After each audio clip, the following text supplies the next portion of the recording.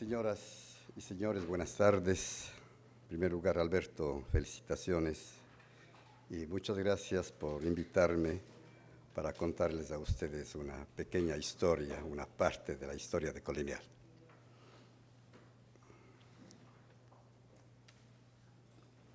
Siempre escuché a mi viejo, a mi padre, que me decía, tienes que estudiar, porque si no estudias, tú terminarás siendo un carpintero como yo. Y la verdad que no estaba en mis planes ser carpintero. Mis padres eran unas personas sencillas que tenían una carpintería, eran un par de artesanos que tenían un taller en un garaje. Él hacía trabajos muy lindos para gente acomodada de Cuenca. Mi madre también se dedicaba a la carpintería y ella tenía por su parte un par de obreros que hacían unas camas que al final mi madre también vendía en algunos almacenes pequeños. Pero ella no pagaba la materia prima ni pagaba la mano de obra porque decía, tu padre no sabe lo que es mantener a 8 hijos. Entonces ella manejaba sus cosas por su cuenta. Al final, éramos una familia pobre, era una familia de artesanos, que todo lo que teníamos eran unas deudas con el banco, todo en lo que habitábamos era arrendado, nada era propio. Entonces, al final tenía que elegir yo una profesión corta porque teníamos que realmente trabajar. Así que había dos alternativas, ser profesor o ser bachiller. La verdad que el ser bachiller no me alegraba mucho porque no tenía al final del estudio una profesión, sino había que seguir la universidad. Y eso tampoco estaba en mis planes. Así que elegí ser profesor. Y me matriculé en el colegio, pero a la hora de la verdad no pasé el examen para ser profesor. Entonces, a los 14 años, terminé trabajando en una imprenta como aprendiz de tipografía. Y así pasé un par de años, y eso terminó cuando mi jefe me dio un cocacho, chirlazo, no sé cómo lo llamen en las diferentes partes de aquí, y me dijo, tú terminarás como tu papá, siendo carpintero. Y la verdad que eso me molestó mucho y no regresé más a la universidad, a la imprenta. A los 16 años conseguí un puesto para ser asistente de contabilidad en una empresa muy grande que se llamaba Arte Práctico. Y ahí entonces comencé a trabajar como asistente de compras, pero primero pasé por la escoba que me dieron para que comience limpiando la oficina. No me molestó tanto porque necesitaba el trabajo. Ahí aprendí la parte contable, realmente me volví un experto contable. Aprendí cómo se manejan los diferentes departamentos, aprendí lo que se maneja en una empresa grande. Pero lamentablemente, digo ahora lamentablemente, yo nunca pasé por la planta, no me interesaba conocer cómo se hacen los muebles, porque la verdad que en mi mente no estaba el hacer muebles. En mi vida pensaba que podía hacer muebles. Luego gané un concurso para ser contador de una cadena de hoteles que se llamaba Rizzo Hotel de Machala. El dueño era don Bolívar Rizzo. Y fui contador de esa compañía cuando recién comenzó. Fui contador del Hotel Dorado de Cuenca y fui contador del Hotel Plaza de aquí de Guayaquil. Un día había un señor que estaba muy molesto en la cafetería del hotel y pedí a los saloneros que le acompañen, que le atiendan inmediatamente. Cuando él se despidió de mí, me dijo, ¿cuál es tu nombre? Mira, te voy a dejar una tarjeta por si acaso necesitas algún empleo. Tal vez yo pueda darte algo en Cuenca. Y la verdad que yo sí quería regresar a mi tierrita, a Cuenca.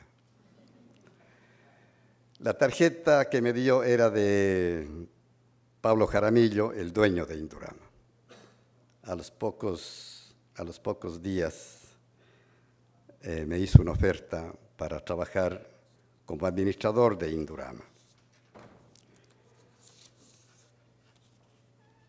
Y la verdad que para ser un hijo de un carpintero, yo pensé que realmente lo había logrado todo. Era un joven ejecutivo, tenía un carro y nuevo, estaba en la universidad, estaba enamorado, tenía un buen sueldo, $1,500 mensuales, y decidí casarme. No sabía de un dicho de un amigo que dice, no es tu culpa que tus padres sean pobres, sí es tu culpa que tus suegros sean pobres.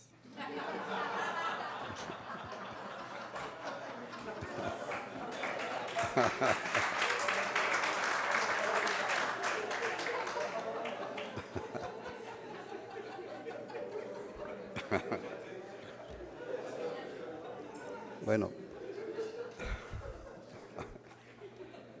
tremenda farra, todos mis jefes fueron invitados, inolvidable luna de miel. Había pedido una semana de permiso. Cuando regresé, recibí una llamada telefónica de mi jefe que me dijo, Roberto, necesito urgentemente hablar contigo. Fui urgentemente a la oficina. En el trayecto de la casa a la oficina decía, este hombre lo que va a hacer es subirme el salario. Estaba recién casado, necesitaba un mayor salario y decía, ilusionado, ¿no? Llegué allá y me dijo, Roberto, siéntate, quiero decirte que realmente yo no estoy contento con tu trabajo, ni he estado tampoco contento con tu trabajo. Así que tienes dos opciones, o renuncias voluntariamente o te pido el visto bueno. Rápidamente bajé a mi oficina, redacté la renuncia irrevocable por si acaso se arrepienta y salí de la oficina. Toda esa noche lloramos con mi esposa que está aquí presente. Bueno, no, ella no tanto, pero yo sí. Y al final decidí que no quería volver más a pedir trabajo. Dije, voy a hacer mi propio emprendimiento. Y así fue. Al siguiente día arrendé una oficina y me puse una oficina que daba asesoría contable y administrativa. Y la verdad es que me fue bien. Realmente me fue bien. A los 3 o 4 meses ganaba un poco más de lo que ganaba en Indurama, que era la compañía que trabajaba.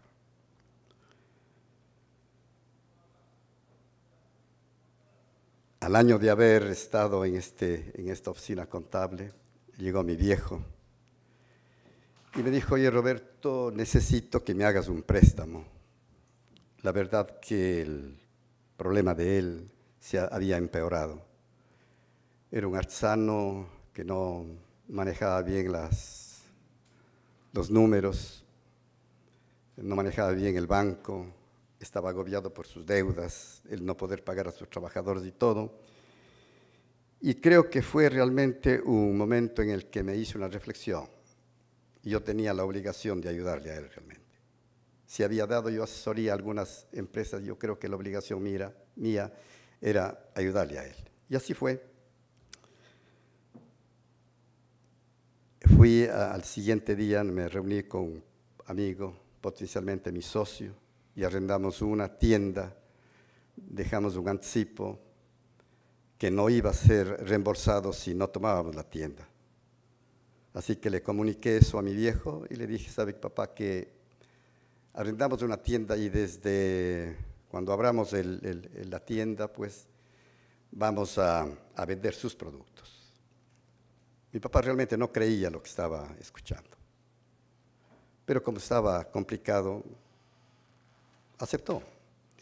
Y creo que ese acto el de aceptar que yo dirija su taller, el que yo dirija su vida, realmente es un acto de lo más humilde, diremos así, pero creo que asimismo él tuvo esa virtud de hacerme caso. Y de pronto me convertí en el padre de mi padre. Al fin, sin ningún estudio de factibilidad, ni estudio de mercado, ni mucho análisis, solamente en la mente, con la meta de quitar ese sufrimiento a él, abrimos nuestra primera tienda el 20 de diciembre de 1976. Hicimos unos lindos muebles, bien diseñados, de muy buena calidad, a precios accesibles. Decoramos el almacén como si nosotros fuéramos a vivir en el almacén. Con todos los regalos que nos dieron a nosotros de la boda, le decoramos la tienda. Y a los 8 días de abierto, el local se vendió absolutamente todo. Todo se había vendido. Claro que vendimos a crédito, ¿no? Y ahí ya comenzamos de un problema, pero al fin vendimos. Vendimos hasta la exhibición. Y ahí cometimos el error. Vender la exhibición. Ya no teníamos que vender. Tuvimos que cerrar el almacén, pero ahí nació Colineal. Muchos de ustedes se preguntarán, bueno, ¿y de dónde salió el dinero? Después de la apertura de Colineal empezó realmente el manejo del negocio, ¿no? Y lo más problemático, ustedes que son empresarios deben saberlo, es el manejo financiero, la caja. Teníamos que pagar a los obreros cada semana, teníamos que pagar al Banco de Fomento las cuentas atrasadas de mi viejo, había que darle un mensual a mi papá también para que siga él sobreviviendo, y yo también, por supuesto. Y como ustedes saben, las ventas son caóticas, nada es predecible, y la caja peor todavía, impredecible. Yo iba al banco de moda allá en Cuenca, el Filambanco, todas las semanas, todos los meses, para que me hagan un crédito de 10,000 sucres. Diríamos que sea unos $10,000 a la moneda actual. Y me sentaba antes de que llegue el gerente para cogerle, yo ser el primero, tal vez pensaba que le podía coger de buen genio. Se llamaba el gerente Antonio Chamón. Un hombre muy cordial, muy atento, y siempre me decía lo mismo. Roberto, tienes que mover la cuenta. ¿Cómo te podemos prestar $10,000 si tú no mueves la cuenta? Mira, tus saldos casi están en rojo. Yo entre mí decía, pero el Señor no comprende que estoy aquí porque necesito. Y así pasaron los meses, hasta cuando el abogado del banco, un doctor Francisco Reyes, me parece, me vio allí y creo que tuvo mucha pena de mí y me preguntó, y me decía, Roberto, ¿qué haces tú aquí? Te veo aquí todos los meses sentado aquí esperándole al gerente. ¿Estás buscando un trabajo? Le dije, no, lo que yo necesito es un crédito de $10,000 para comprarme un par de máquinas. Y él me decía, Roberto, vente conmigo. Y me llevó a la oficina de él y me dijo, Roberto, ¿cómo se te ocurre a ti pedir $10,000? Nadie te va a tomar en cuenta por esa cantidad tan irrisoria. Ándate a tu oficina y haz un buen estudio de factibilidad, haz un buen estudio de mercado, nos presenta, pide por lo menos $250,000 para que te tomen en cuenta. Con esa pendejada de crédito que quieres, no te van a dar.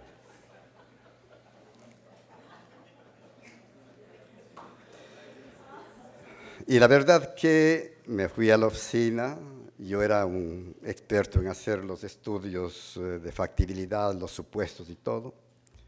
Presenté la solicitud, a los 8 días me llamaron a la oficina, me dijeron, Roberto, tu crédito está aprobado. ¡Wow! De la noche a la mañana me encontré con $250,000 en la cuenta del banco. La verdad que asustado no sabía qué hacer. Empecé a averiguar en dónde era el sitio, cuál es la empresa que podían vender la mejor maquinaria para hacer muebles. Y claro, era Alemania. Me fui a una feria de Colonia y Hannover. Y al llegar allá me di cuenta que estaba metido en uno de los negocios más grandes del mundo, porque había maquinaria para todo calibre. No había la maquinaria que yo buscaba, porque la maquinaria que yo buscaba era obsoleta 20 años para atrás. Así que compré $250,000 de maquinaria y me endeudé en otros $250,000, pero compré la mejor maquinaria de muebles.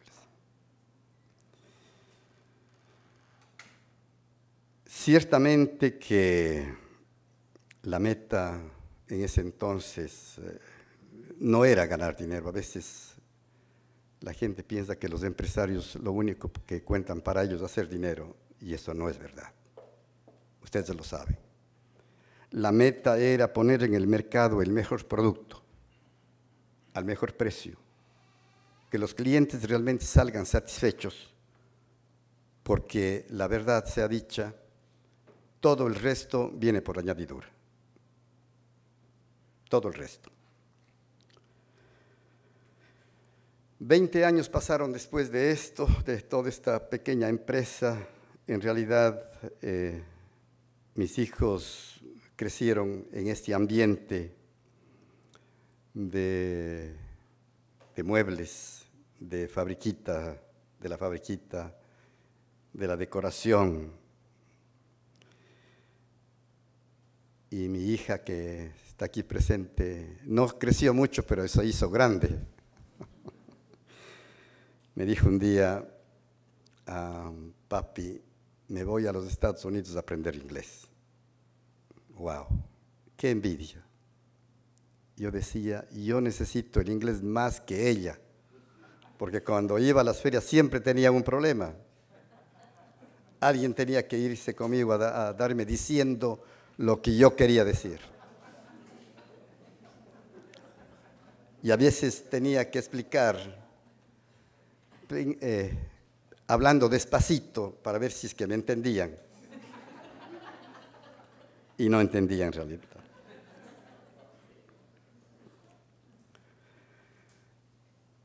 Me fui a la embajada, pedimos la visa a los hijos y en realidad nos dieron la visa para todos. Y fuimos a matricular a los niños en Houston y dijimos, vamos todos. Ventajosamente tuve todo el apoyo de mis hijos y de mi esposa. Y nos fuimos. Pero antes de irme, yo mismo me preguntaba, ¿y ahora qué va a hacer de esta pequeña empresa? Pues nada, tengo que buscar al mejor gerente de producción. Contraté al mejor gerente de producción que encontré. Contraté al mejor gerente de ventas, al mejor gerente de recursos humanos, al mejor gerente de finanzas. Y me fui. A los pocos meses, los resultados fueron realmente extraordinarios. Ellos hicieron las cosas mejor que yo. ¿Cómo no iban a hacer mejor las cosas que yo si el que producía, el gerente de producción, manejaba la producción mejor que yo? De hecho, El gerente de ventas, como era un especialista, lo hacía mejor que yo. El gerente de finanzas, que fue un ex gerente de la corporación financiera, que le reemplazaron con un taxista en la época del presidente Bucaram,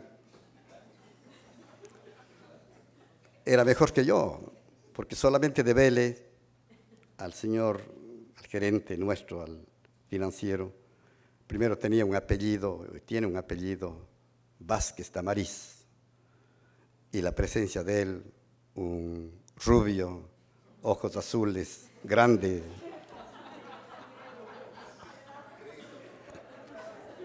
Le decían, Suquito, hombre, qué gusto de verle. ¿Y tú en dónde trabajas?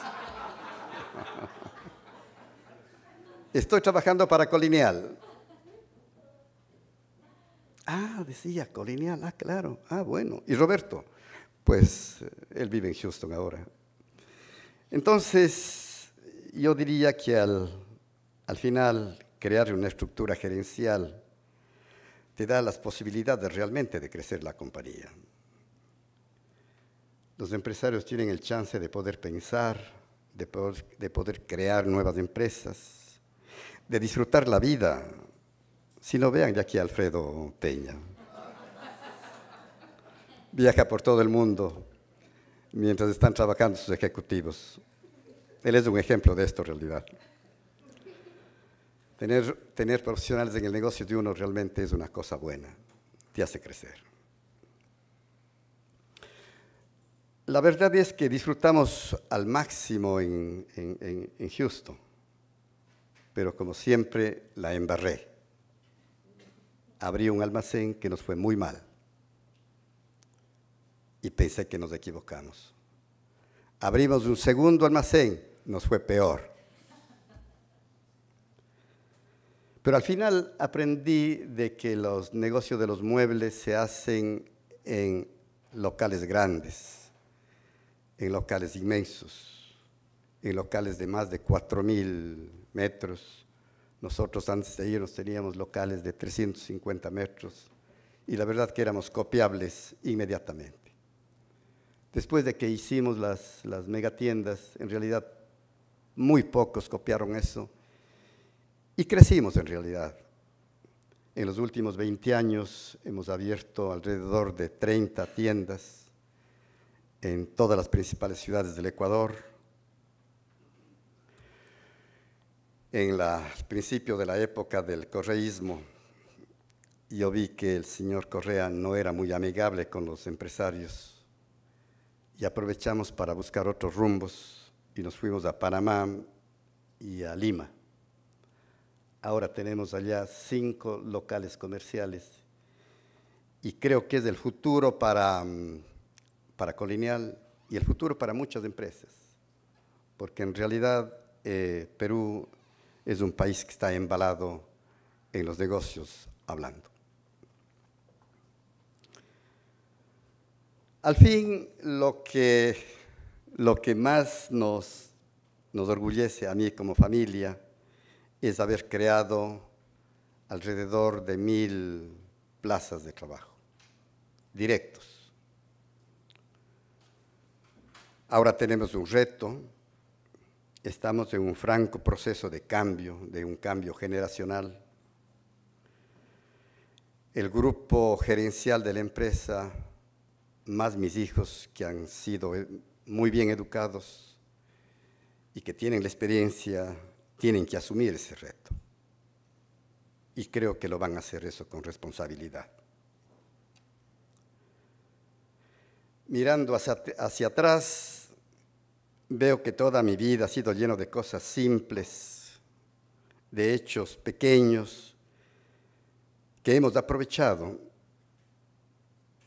que han hecho cambios grandes en la organización, en las personas, en mi familia y en las personas que han trabajado en Colineal. Y viendo en retrospectiva, ahora sé que la energía viene del lado oscuro de la vida, de lo que nos hace sufrir, de la derrota, del fracaso. La lucha contra todo esto nos obliga a vivir y ser más inteligentes, vivir con más intensidad, con plenitud, con urgencia, para que alcancemos nosotros nuestra felicidad y nuestra paz interior. Siempre les estoy recordando a mi familia que si un hijo de un carpintero pudo hacer una empresa como Colonial, si le ponen la pasión, todos pueden. Muchas gracias.